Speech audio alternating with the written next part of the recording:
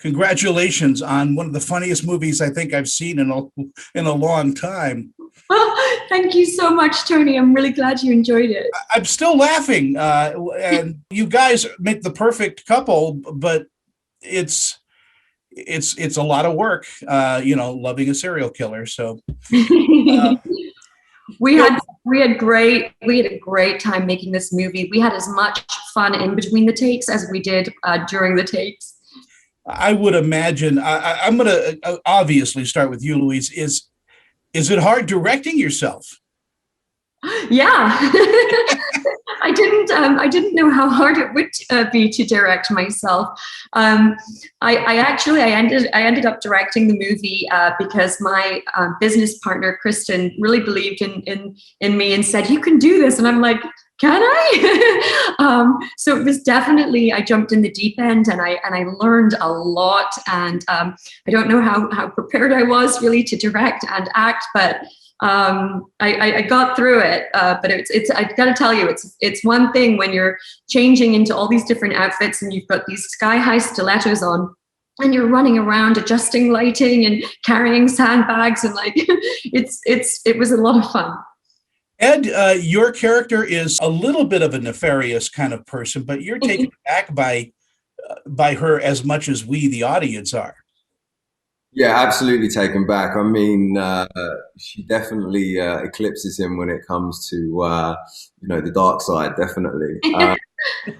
No, he is just he thinks he's got a plan and he thinks he knows what he's doing, and it just completely goes the other way. And then something bigger happens. He falls in love with this woman, and we see a real kind of, I don't know whether he's like the neediest individual in the world or whether that's productive. I think it's probably a combo. But no, it just, what happens then is we just go on this absolutely insane ride, which is kind of what love can be for any one of us. We never know what's going to happen. We never know where it's going to take us. And hopefully it's not going to take us to the places that these characters get to. But it's a bit of a scrapple. Louise, I mean, does it speak to love? I mean, when guys feel outclassed by women all the time, and you are the top example of that.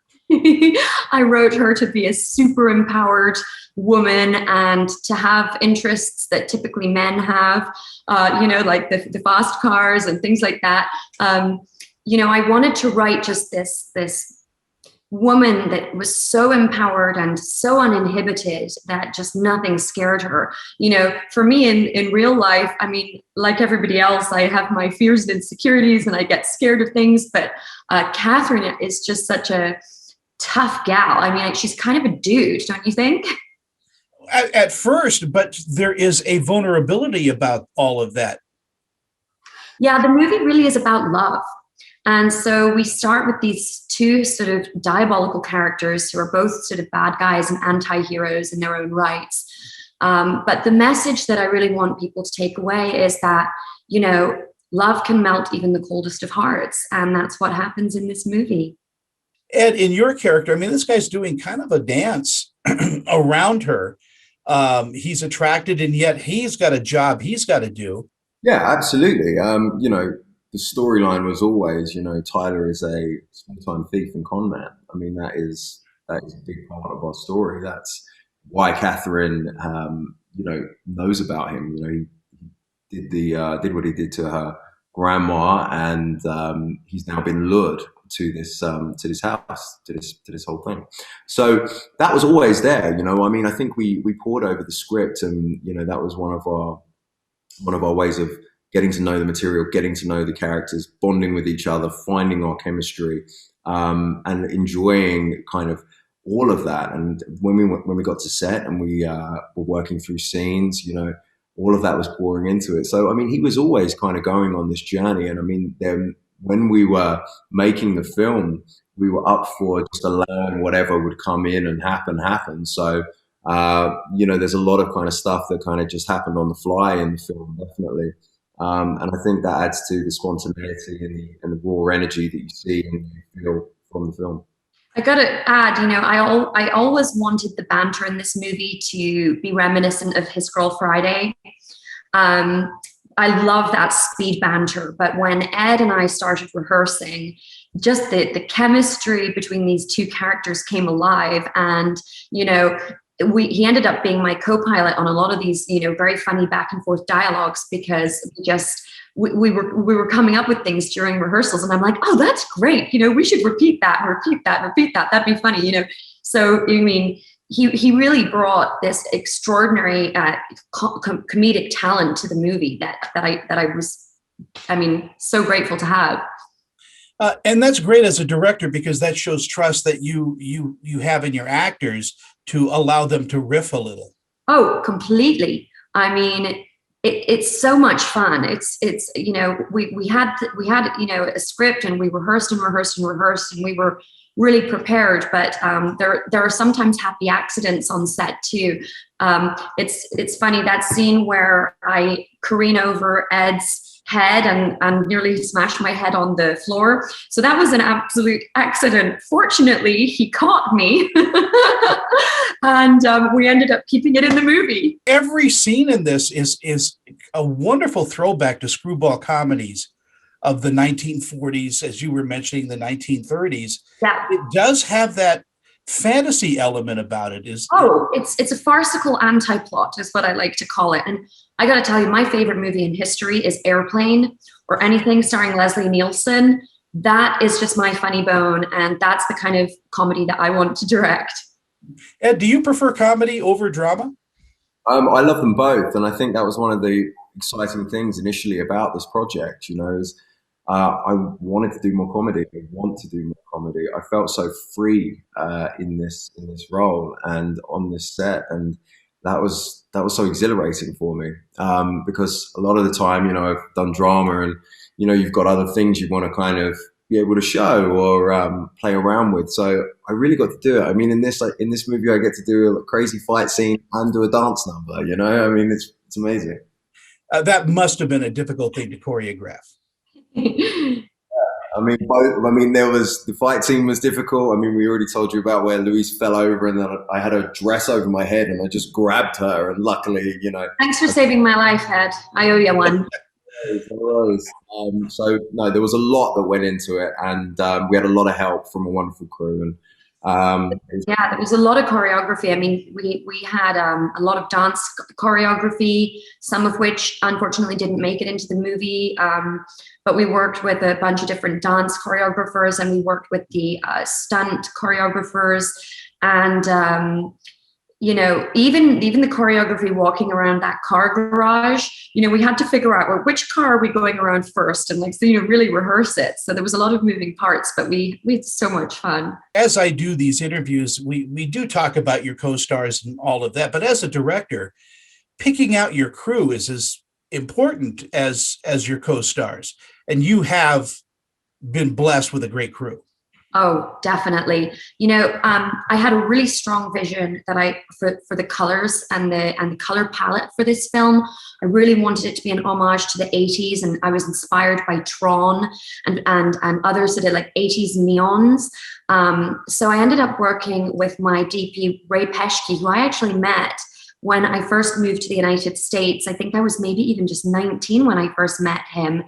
And so, he is a legendary DP, and we spent hours going through, why we wanted one scene to be a certain color. And, the quasars, which I affectionately called my magic sticks that you see throughout the film, those neon sticks.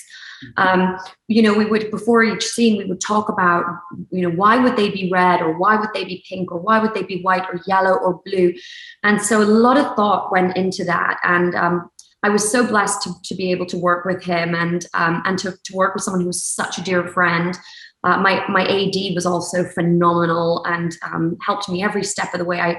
I really couldn't have got all this magic on screen without my amazing crew. And we had fun. It was a really fun set.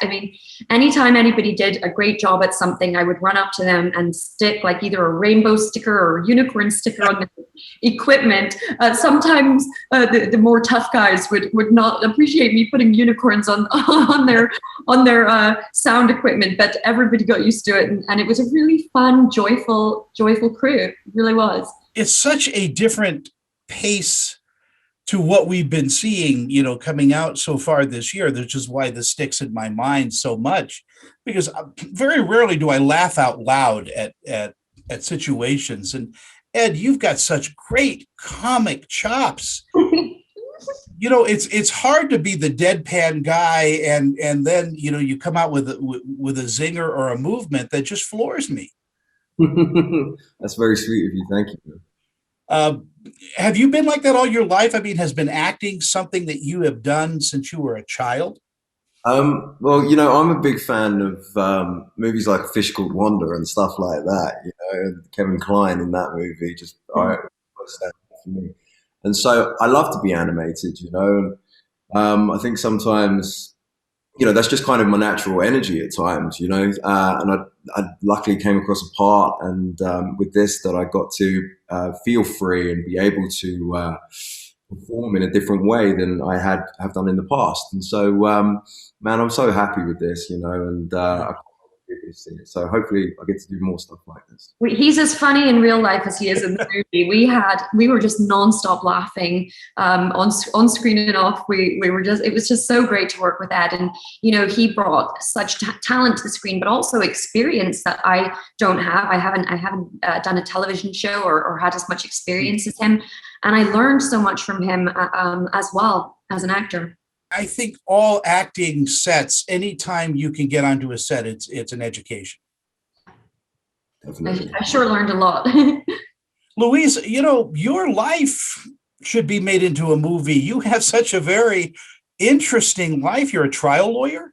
Oh, no, I'm not. I just went to law school. I never took the bar. I went to law school actually because I realized I desperately wanted to produce movies and be a filmmaker, but every single step of filmmaking involves contract law. So I went to night school, and as I was, also auditioning and working, and that's why I got my law degree, was just so I could start my production company and feel like I could, know what I was talking about a little bit.